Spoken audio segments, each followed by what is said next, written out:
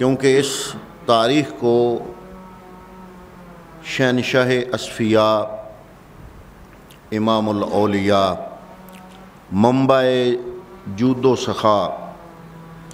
پیشوائے شریعت، مقتدائے معرفت و حقیقت، ولایت کے منتہائے کمال اور زہد و اتقاء میں بے مثال، شان بو ترابی کے مہتاب، مظہر تقویم موجودات، داماد مصطفیٰ، شوہر سیدۃ النساء، تاجدار حل عطا، منبع فیض و عطا، مرکز مہر و وفا، جناب سیدنا علی المرتضیٰ شیر خدا رضی اللہ تعالی عنہ و علیہ الصلاۃ والسلام، آپ کی شہادت کا دن ہے، اور آپ کی شہادت کے دن اگر بیان یا تقریر یا وعظ کی صورت میں کسی مسلمان کو اگر کوئی موقع ملے تو ظاہر ہے کہ اس کے لیے عنوان مزید ادھر ادھر جانے کی ضرورت نہیں، یہ عنوان مسلمان کے لیے کافی ہے، علی المرتضیٰ شیر خدا رضی اللہ تعالیٰ عنہ کی ذات اقدس۔ حضور نبی کریم صلی اللہ علیہ وسلم کے جتنے بھی صحابہ کرام رضوان اللہ تعالیٰ علیہ مجمعین ہیں، ان کی اپنی اپنی شان ہے۔ اگر حضور نے کسی ایک صحابی کے بارے میں کوئی عظمت و شان والا جملہ ارشاد فرمایا تو اس کا یہ مطلب نہیں کہ اس صحابی کے علاوہ جو دیگر ہستیاں ہیں ان کی شان کم ہو گئی۔ حضور نبی کریم صلی اللہ علیہ وسلم نے ایک صحابی نہیں، اپنے کئی صحابہ کرام رضوان اللہ تعالی علیہ مجمعین کی شان میں، عظمت میں کافی ارشادات بیان فرمائے۔ اگر حضور نبی کریم صلی اللہ علیہ وسلم جناب سیدنا صدیق اکبر رضی اللہ تعالیٰ عنہ آپ کے بارے میں اگر کوئی عظمت و شان والا جملہ بولتے ہیں تو آپ کی شان تو بلند ہے ہی، عظمت تو جناب سب مانتے ہیں، لیکن اس کا یہ مطلب نہیں کہ مولا علی کی شان کم ہو گئی۔ اگر حضرت عمر فاروق کی شان میں آپ کو احادیث ملتی ہیں تو اس کا یہ مطلب نہیں کہ مولا کائنات مولا علی المرتضیٰ کی شان کم ہو گئی۔ اگر حضرت عثمان غنی ذو النورین رضی اللہ تعالیٰ عنہ، حضرت ابو ذر غفاری، حضرت بلال اور حضرت سلیمان فارسی یا دیگر جو صحابہ کرام رضوان اللہ تعالیٰ علیہ مجمعین ہیں، ان کی شان میں صرف اللہ کے محبوب کے ارشادات ہی نہیں بلکہ رب العالمین کے خود ارشادات قرآن مجید میں موجود ہیں۔ اللہ کے قرآن پاک کی آیات ان کی شان میں اتری ہیں، سب کا اپنی اپنی جگہ پہ مقام ہے۔ اگر ایک صحابی کی شان بیان کی جائے یا اس کی شان میں قرآن کی آیت پڑھی جائے یا نبی کریم صلی اللہ علیہ وسلم کا کوئی فرمان ذی شان تلاوت کیا جائے تو اس کا یہ مطلب نہیں ہوتا کہ باقی صحابہ کرام کی شان کم ہو گئی۔ اللہ تعالیٰ نے اپنے محبوب کے صحابہ کرام کو عظمت و شان عطا ایسی کی ہے کہ اگر ایک صحابی ان کی شان میں جو بھی احادیث طیبات آئی ہیں اگر ان کا تذکرہ شروع کیا جائے تو یوں سمجھا آتی ہے کہ اس کے برابر کوئی نہیں، اگر دوسرے کی عظمت کو چھیڑا جائے تو یوں محسوس ہوتا ہے کہ اس کے برابر کوئی نہیں۔ لیکن حضرات محترم، ہر صحابی رسول کا ایک اپنا مقام ہے کائنات کے تاجدار کی بارگاہ میں۔ لیکن مجھے یہ کہنے دیجئے کہ تمام صحابہ کرام رضوان اللہ تعالیٰ علیہ مجمعین ان کو میرے نبی کریم صلی اللہ تعالیٰ علیہ وآلہ وسلم کی صفات سے فیض ملا، اور حضرت مولا کائنات مولا علی المرتضیٰ کی شان اس لیے سب سے الگ ہے کہ ان کے بارے میں میرے نبی کریم صلی اللہ علیہ وسلم نے فرمایا، موجم اوس کی ایک حدیث پاک ہے، حضور فرماتے ہیں جس مٹی سے میں بنا اسی مٹی سے علی بنے۔ اور ایک اور حدیث ترمذی شریف کی ہے، حضور نبی کریم نے فرمایا العلی منی و انا منو، علی مجھ محمد سے ہے، میں علی سے ہوں۔ حضرات محترم، حضور نبی کریم نے ایک اور جملے میں ارشاد فرمایا اے علی لخموں کا لخمی، جسموں کا جسمی، تیرا جسم میرا جسم ہے، تیرا گوشت میرا گوشت ہے۔ حضرات محترم، پھر مجھے یہ جملہ بولنے دیجئے کہ 1.25 لاکھ یا 1 لاکھ کم و بیش 24,000 یا 36,000 صحابہ کرام رضوان اللہ تعالی علیہ مجمعین، سب کو میرے نبی نے فیض دیا، لیکن سب کو میرے نبی کی صفات سے فیض ملا۔ ایک علی المرتضیٰ شیر خدا وہ ہیں جن کو میرے نبی کی ذات سے فیض ملا۔ نعرہ تکبیر، نعرہ رسالت، نعرہ تحقیق، نعرہ حیدری۔ وہ علی المرتضیٰ شیر خدا جن کی ولادت کعبہ کے اندر ہوتی ہے اور شہادت مسجد کے اندر ہوتی ہے۔ حضرات محترم، یہ نصیبوں کی بات ہے، یہ نصیب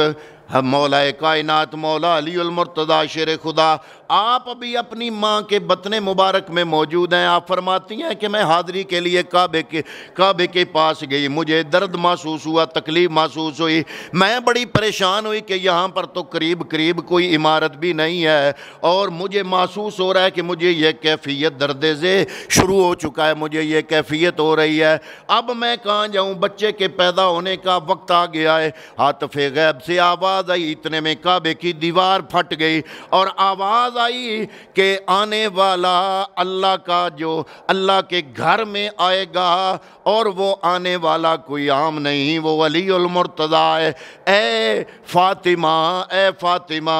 کہیں اور جانے کی ضرورت نہیں، آنے والے کے لیے اللہ نے اپنے بیت اللہ کی دیوار کو شق کر دیا ہے۔ کعبے وچ ولادت حیدر دی، مسجد چ شہادت حیدر دی، ارشاد ہے کملی والے دا، ارشاد ہے کملی والے دا، ہے دید عبادت حیدر دی۔ آپ فرماتی ہیں حضرت سیدہ فاطمہ، یہ کون سیدہ فاطمہ ہے؟ حضرات محترم، یہ مجھے کہنے دیجئے، حضرت علی المرتضیٰ شیر خدا رضی اللہ تعالیٰ عنہ، آپ کی والدہ ماجدہ کا نام سیدہ فاطمہ بنت اسد ہے۔ اور یہ کون ہے؟ آپ نے علماء کرام سے حدیث پاک تو سنی ہوگی، متعدد بار سنی ہوگی، کہ جب مسلمان دنیا سے جاتا ہے، قبر کے اندر جاتا ہے، اور اس کے رشتہ دار دوست احباب اس کو دفنا کے واپس آ جاتے ہیں، ابھی وہ واپس آ رہے ہوتے ہیں تو 2 فرشتے اس کی قبر میں آ جاتے ہیں اور اس کو اٹھا کے بٹھا دیتے ہیں، اور 3 سوال کرتے ہیں، من ربوں کا، تیرا رب کون ہے؟ ما دینوں کا، تیرا دین کیا ہے؟ تیسرا سوال جب کرتے ہیں، ما کنتا تقول فی حق ھذا الرجل، اور اشارہ کرتے ہیں ھذا الرجل، جس ہستی کی طرف اشارہ کرتے ہیں 2 جہاں کے سردار، کائنات کے تاجدار، قبر میں جلوہ افروز ہوتے ہیں۔ حضرات محترم، میں جب حضرت سیدہ فاطمہ الزہرا کے حوالے سے پڑھ رہا تھا، حضرت سیدہ فاطمہ بنت اسد جو والدہ مولا کائنات مولا علی المرتضیٰ ہیں، ان کے حوالے سے پڑھ رہا تھا تو عجیب انداز سے مجھے یہ حدیث طیبہ بھی میرے ذہن میں گھوم گئی کہ واہ کیا مقدر ہیں کہ قیامت تک کلمہ پڑھنے والے امتی جب قبر میں جائیں گے، جب قبر کے اندر امتی پہنچے گا تو کملی والا قبر میں تشریف لائے گا۔ یہ فاطمہ بنت اسد کے مقدر دیکھو کہ حضرت سیدہ فاطمہ بنت اسد مولا علی کی والدہ کا جب وصال ہوا، آپ کی قبر تیار ہوئی، حضور نبی کریم صلی اللہ علیہ وسلم قبر پہ جلوہ افروز ہوئے، آپ نے فرمایا کہ مجھے قبر میں پہلے اترنے دو۔ حضور نبی کریم قبر کے اندر پہلے اترے۔ عرض کیا گیا یا رسول اللہ یہ فاطمہ بنت اسد کی قبر ہے، مولا علی کی ماں کی قبر ہے، آپ پہلے قبر میں اتر رہے ہیں۔ حضرات محترم پھر مجھے کہنے دیجئے کہ کائنات کے تاجدار نے مولا علی کی عظمت کو کائنات میں اجاگر کرنے کے لیے، مولا علی کی والدہ کی عظمت کو کائنات میں اجاگر کرنے کے لیے یہ عمل سے ثابت کیا کہ قیامت تک میرے آنے والا ہر امتی، آنے والا ہر میرا امتی، میرا کلمہ پڑھنے والا میرا امتی جب قبر کے اندر جائے گا، پہلے امتی قبر میں آتا ہے، پھر مصطفیٰ قبر میں تشریف لاتا ہے۔ لیکن فاطمہ بنت اسد وہ ہے کہ آپ قبر کے باہر ابھی آپ تشریف فرمائے، اور حضرت فاطمہ بنت اسد کے قبر میں آنے سے پہلے کملی والا ان کی قبر میں آ جاتا ہے۔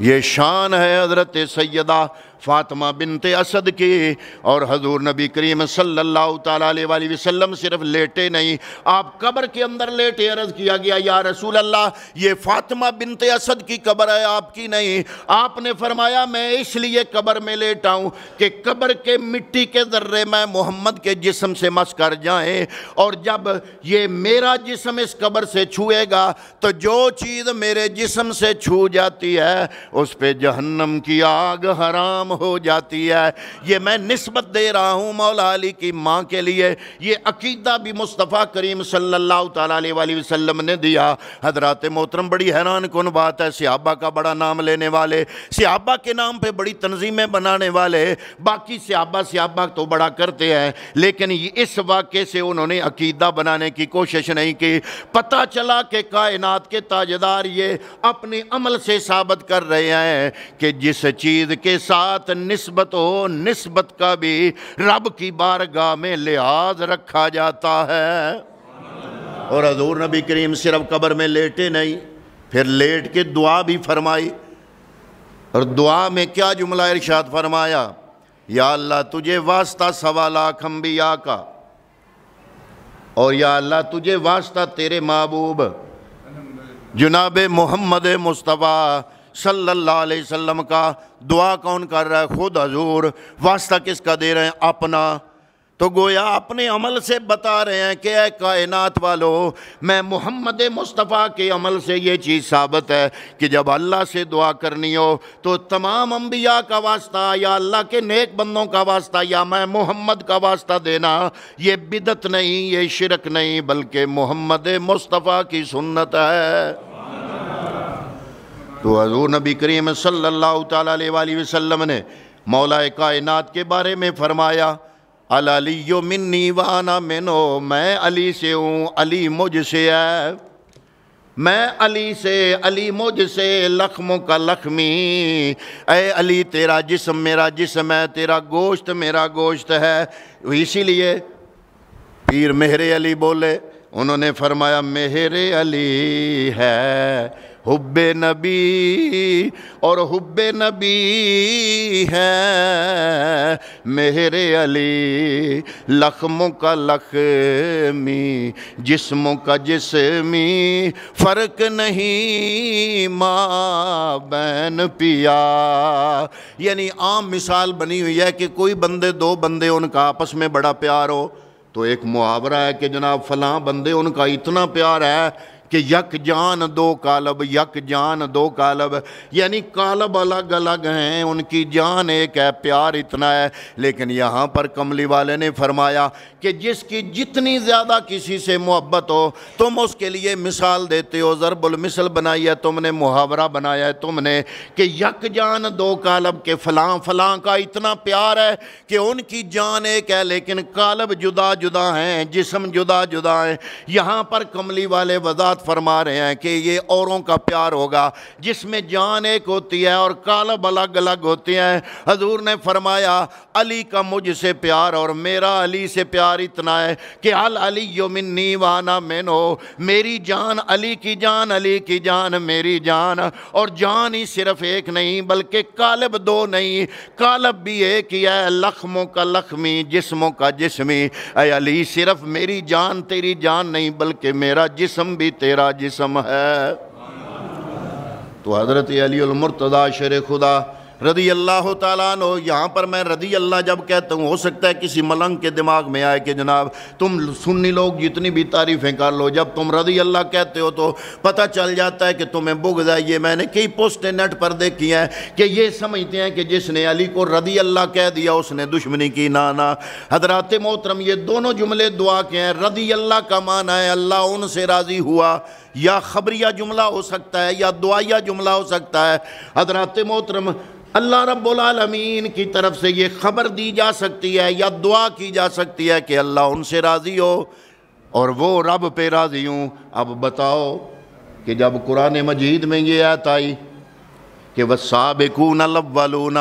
من المہاجرین والانصار والذین اتبعوہم باحسان رضی اللہ عنہم ورضوا عنہ، جب یہ آیت طیبہ آئی تو اللہ تعالیٰ نے فرمایا ہے میرے محبوب تیرے جتنے غلام ہیں، چاہے وہ مہاجرین میں سے ہیں یعنی مکے سے آنے والے مدینے کے اندر ہیں، یا وہ انصار ہیں مدینے کے، اللہ رب العالمین ان سے راضی ہے، یہ رب سے راضی ہیں۔ تو آپ بتاؤ کیا علی مہاجرین میں سے تھے کہ نہیں تھے؟ بولو نا، علی مکے والوں میں سے تھے کہ نہیں تھے؟ تو حضرت حضور نبی کریم کے علاوہ جو بھی میرے نبی کا سنگی بنا، جس نے پڑھا کلمہ، جس نے پڑھا روزہ تساں رکھے میں کیڑا رکھے ہوئے، اب میں ہی بول رہا تسی بولنا ہی نہیں۔ حضرات محترم، میرے نبی دا جس بھی کلمہ پڑھیا اس واسطے یہ آیت آئی رضی اللہ عنہم ورضوا، اس زمانے دی گل ہے جدو یہ آیت آئی ادوں دو ہی گروپ سن، یا مصطفیٰ کے مخالف کافر تھے یا نبی کا کلمہ پڑھنے والے مسلمان تھے، اور جو اس زمانے میں نبی کا کلمہ پڑھنے والے تھے یا انصار تھے یا مہاجر تھے، وہ قریشی بھی تھے، قریش کے علاوہ خاندانوں سے بھی تھے، وہ کچھ مکے والے تھے، کچھ مدینے والے تھے۔ اللہ نے قرآن کی یہ آیت نازل کر کے بتا دیا کہ اے محبوب جو تیرے سنگی ہیں اللہ ان پہ راضی ہے، وہ رب پہ راضی ہیں۔ اب بتاؤ حضرت علی کو رضی اللہ کہنا حد تک ہے؟ بولو سارے بولو، حضرت علی کو رضی اللہ کہنا حد تک ہے کہ علی کی شان ہے؟ ہم دونوں جملوں کے قائل ہیں۔ ان کے ذہن میں یہ ہے کہ شاید یہ علیہ السلام جو ہم کہتے ہیں یہ بڑی ڈگری ہے۔ علیہ السلام کا معنی ہے تم آپ پر سلامتی ہو، یہ بھی دعائیہ جملہ ہے۔ رضی اللہ کہنا یہ بھی دعائیہ جملہ ہے۔ اور میں یہاں پر آؤں میں آپ کو کہوں السلام علیکم، تم پر سلام ہو، تم پر سلامتی ہو، آپ کہو جواب میں وعلیکم السلام، تم پر بھی سلامتی ہو۔ اسی طرح ہم انبیاء کو کہتے ہیں علیہ السلام، ان پر سلامتی ہو، ان پر سلام ہو۔ آل رسول کے لیے بھی کہتے ہیں۔ تو اس لیے مولا علی کی ذات ہو یا حضرت امام علی مقام کی ذات ہو، امام حسین کی ذات ہو یا سیدہ فاطمہ الزہرا کی ذات ہو، ہم دونوں جملوں کے قائل ہیں۔ ہم رضی اللہ تعالیٰ عنہ ہو یا عنہا بھی کہتے ہیں اور علیہ السلام یا علیہ السلام بھی کہتے ہیں۔ ان پر سلامتی بھی ہے اور اللہ ان سے راضی بھی۔ تو بولو کہ یہ دونوں جملے کوئی آپس میں ضد، یہ اور لوگ ہیں، تنگ نظر لوگ ہیں جو یہ قیدیں لگاتے ہیں اور محدود کرتے ہیں شانوں کو۔ ہم وہ ہے کہ اللہ کا شکر ادا کرنے والے ہیں کہ یا اللہ تو نے ہمیں وہ فکر عطا فرمائی کہ جس میں کسی قسم کا بغض نہیں ہے، اناد نہیں ہے۔ ہم حضرت ابو بکر صدیق کی الف سے لے کر علی کی یہ تک مصطفیٰ کے سارے صحابہ کو ماننے والے ہیں۔ اور حضور نبی کریم صلی اللہ تعالیٰ علیہ وسلم نے تو مولا کائنات کے لیے جب ایک جنگ کے لیے جا رہے تھے غزوہ تبوک کے لیے، تو حضور نے ارشاد فرمایا علی تم پیچھے مدینے میں رہو گے، باقی صحابہ میرے ساتھ چلیں گے۔ حضرت علی رو پڑے، کہتے ہیں یا رسول اللہ جو مجاہد ہیں، جو مرد ہیں، جو مجاہد ہیں، پہلوان ٹائپ ہیں، وہ تو سارے جنگ کے لیے جا رہے ہیں، یہ پیچھے مدینے میں یا بچے رہ گئے یا عورتیں رہ گئیں، آپ مجھے بچوں اور عورتوں میں چھوڑ کے مجاہدین کو ساتھ لیے جا رہے ہو۔ حضور نبی کریم صلی اللہ علیہ وسلم مسکرا پڑے، آپ نے فرمایا علی بات یہ نہیں ہے، بات یہ ہے کہ جب موسیٰ علیہ السلام کو میرے رب نے کوہ طور پہ بلایا تھا تو موسیٰ علیہ السلام جب کوہ طور پہ گئے تو پیچھے قوم میں حضرت ہارون کو چھوڑ گئے، میں جب غزوہ تبوک کے لیے جا رہا ہوں تو میں پیچھے تمہیں چھوڑ کے جا رہا ہوں، کیونکہ میرے لیے تمہارا مقام ایسے ہی ہے جیسے حضرت موسیٰ کے لیے ہارون تھے، ایسے محمد مصطفیٰ کے لیے تم علی ہو۔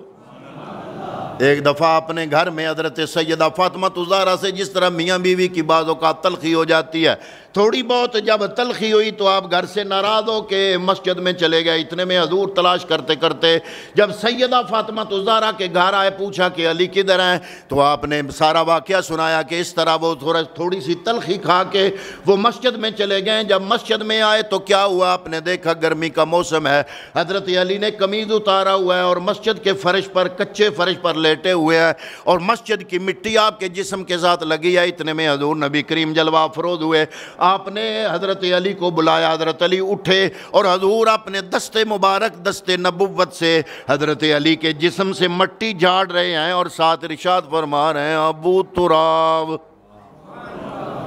ابو میں مٹی سے بنا، میں ابن تراب، آپ مٹی سے بنے، آپ ابن تراب، آدم مٹی سے بنے، آدم ابن تراب، مٹی سے جو بھی بنا، مٹی سے جو بھی بنا وہ ابن تراب۔ یہ کوئی بڑا عجیب جملہ میرے پیغمبر نے بولا اور جملہ میرے نبی کا ہے، کسی عام بندے کا جملہ نہیں، یعنی ہر مٹی سے بننے والا بندہ مٹی کا بیٹا ہے، ابن تراب ہے، ابن تراب ہے۔ لیکن اے علی تیری شان یہ ہے کہ تم ابن تراب نہیں، تم ابو تراب ہو، یعنی تمہاری مرضی ہے کہ تم جس مٹی کو جدھر چاہو ادھر رکھ دو، یہ تمہیں اللہ کے محبوب کی طرف سے اختیار ہے۔ تو میں وہی جملہ جو پہلے عرض کیا آپ کی خدمت میں، سب صحابہ کی اپنی جگہ شان اور مقام ہے، لیکن میں کہتا ہوں کہ میرے نبی کریم صلی اللہ تعالیٰ علیہ وسلم نے اپنے تمام صحابہ کو اپنی صفات کا فیض عطا فرمایا، علی المرتضیٰ کو اپنی ذات کا فیض عطا فرمایا۔ یہی وجہ ہے کہ یہ جو عالم روحانیت کے 4 سلاسل بڑے مشہور، بڑے سلاسل ہیں، ویسے تو کافی سلاسل ہیں لیکن بڑے 4 ہیں، چشتیہ، سہروردیہ، نقشبندیہ، قادریہ، ان میں 3 تو سیدھے مولا علی تک جاتے ہیں، چوتھا نقشبندیہ ہے وہ حضرت سیدنا صدیق اکبر تک جاتا ہے، لیکن اس میں بھی ایک قول یہ ہے کہ حضرت ابو بکر صدیق رضی اللہ تعالیٰ عنہ سے پہلے مولا علی سے ہو کہ ابو بکر صدیق تک جاتا ہے، یعنی 4 سلاسل مولا علی سے آگے جاتے ہیں۔ اس میں راز کیا ہے؟ تو گویا کسی کہنے والے نے کہا، ایک سنی عالم دین نے بڑا نکتہ بیان کیا، وہ فرماتے ہیں کہ مجھے جو سمجھ آئی ہے وہ یہ ہے کہ جب استاد کے پاس ہی شاگرد موجود ہو تو شاگرد اپنا فیض عوام کو نہیں دے سکتا، کیوں؟ استاد جو موجود ہے۔ حضور نبی کریم صلی اللہ تعالیٰ علیہ وسلم نے ابو بکر کو، عمر کو، عثمان کو پاس لٹایا تو مولا علی کو حکم ارشاد فرمایا تم میرے پاس نہ رہو، تم نجف میں جاؤ، کیونکہ جو میرے پاس ہیں وہ میری وجہ سے، استاد کی وجہ سے، نبی کی وجہ سے یہاں سے فیض، یہاں نبوت کا فیض اور مرکز ہے، وہاں کسی اور کے فیض کی طرف کوئی کیا دیکھے گا۔ لیکن اے علی، میں نبی نے تمہیں چونکہ اپنی ذات سے فیض عطا فرمایا ہے، تم میری ذات کا فیض تقسیم کرو گے، اس لیے تم میرے پاس نہ رہو، تم نجف میں چلے جاؤ، وہاں جاؤ گے تو میری ذات سے فیض لے کر روحانیت کے جتنے سلسلے، چشتیہ، سہروردیہ، نقشبندیہ، قادریہ، یہ تمام سلاسل کو تم میری ذات اور میرے شہر سے دور جا کے، نجف میں جا کے ان سب کو فیض عطا کر سکو گے۔ تو دعا ہے کہ اللہ تعالیٰ مولا کائنات کی بارگاہ میں ہم سب کی حاضری قبول فرمائے۔